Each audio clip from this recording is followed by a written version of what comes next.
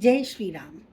आइए सावन के महीने में सुनते हैं शिव द्वादश ज्योतिर्लिंगों की कथा, जिसके सुनने मात्र से ही संपूर्ण पापों का नाश हो जाता है और भोग मोक्ष की प्राप्ति होती है। ऐसा शिव पुराण में लिखा है। सौराष्ट्र में सोमनाथ, श्रीशैल पर मल्लिकार्जुन, उज्जैनी में महाकाल, ओंकार में ओंकारेश्वर, हिमालय पर केदार, डाकनी में भीमशंकर, काशी में काशी विश्वनाथ, गौतमी के तट पर त्र्यंबकेश्वर, चिताभूमि में बैद्यनाथ, दारुक वन में नागेश्वर, सेतुबंध पर रामेश्वर और शिवालय में घुश्मेश्वर। परमात्मा शंभु के यही वे 12 अवतार हैं। इनका दर्शन और स्पर्श करने से मनुष्य को सब प्रकार के आनंद प्राप्त होते हैं।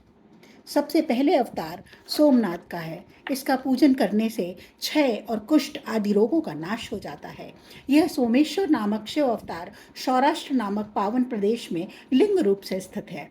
पूर्व काल में चंद्रमा ने इसकी पूजा की थी। वहीं संपूर्ण पापों का विनाश करने वाला एक चंद्रकुंड भी है, जिसमें स्नान करने से बुद्धिमान मनुष्य संपूर्ण रोगों से मुक्त हो जाता है।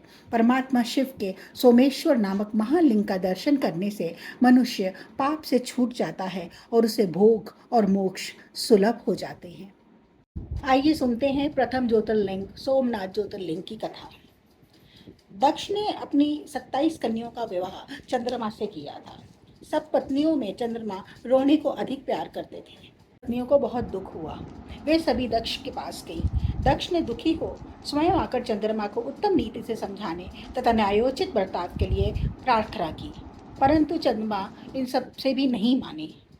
तब दक्ष ने नाराज होकर चंद्रमा को क्षय रोग से पीड़ित होने का श्राप दे दिया। दक्ष के इतना कहते ही क्षण भर में चंद्रमा क्षय रोग से ग्रस्त हो गए। उनके चीड़ होते ही उस समय सब और महान हाहाकार मच गया। सब देवता और ऋषि हाय हाय करने लगे। तब ब्रह्मा जी ने चंद्रमा को प्रभास क्षेत्र में जाकर शिव पूजन का उपदेश दिया।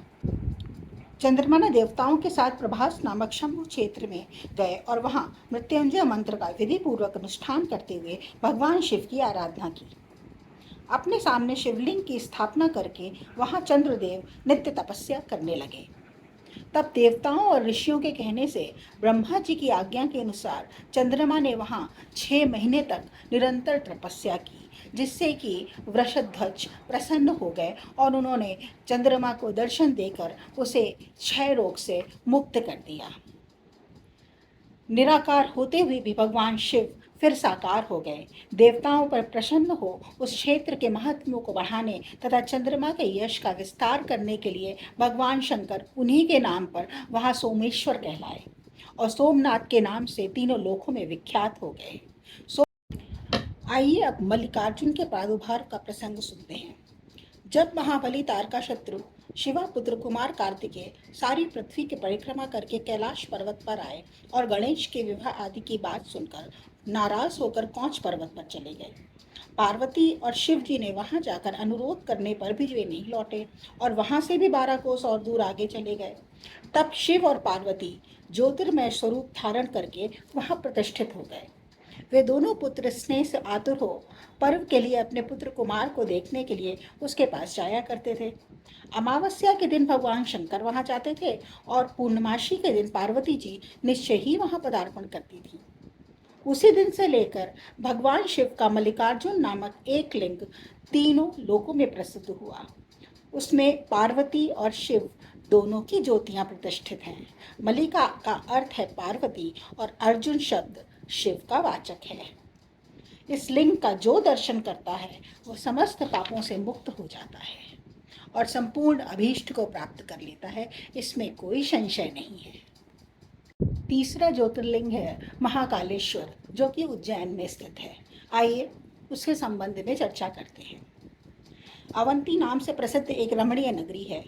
समस्त देहधारियों को मोक्ष प्रदान करने वाली नगरी है यह भगवान शिव को बहुत ही प्रिय है, परम पुण्यमयी और लोक पावनी है। उसी पुरी में एक श्रेष्ठ ब्राह्मण रहते थे। वे वैदिक कर्मों के अनुष्ठान में सदा तत्पर रहने वाले थे। वे ब्राह्मण देवता प्रतिदिन पार्थिव शिवलिंग बनाकर उसकी पूजा किया करते थे। उनके शिव पूजा परायण 4 तेजस्वी पुत्र थे, जो पिता माता से सद्गुणों में कम नहीं थे। उनके नाम थे देवप्रिय, प्रियमेधा, सुकृत और सुव्रत। उनके सुखदायक गुण वहाँ सदा बढ़ने लगे। उनके कारण अवंती नगरी ब्रह्म तेज से परिपूर्ण हो गई थी। उसी समय रत्नमाल पर्वत पर दूषण नाम का एक धर्मद्वेषी असुर ने ब्रह्मा जी से वर पाकर वेद, धर्म और धर्मात्माओं पर आक्रमण किया। अंत में उसने सेना लेकर अवंती के ब्राह्मणों पर भी चढ़ाई कर दी, परंतु वे सब शिव भक्त थे और वे उससे डरे नहीं। वे शिव की पूजा में लीन रहे।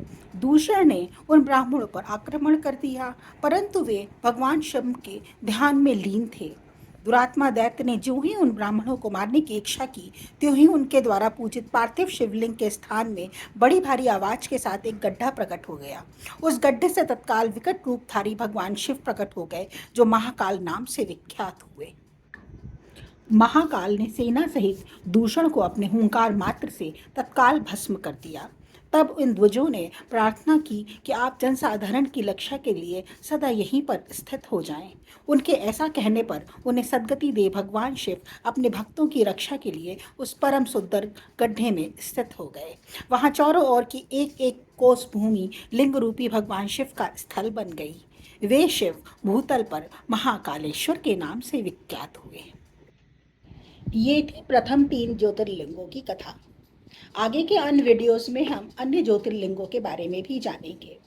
अगर आपको ये वीडियो ज्ञानवर्धक लगा है तो चैनल को लाइक करिए, सब्सक्राइब करिए। जय श्री राम।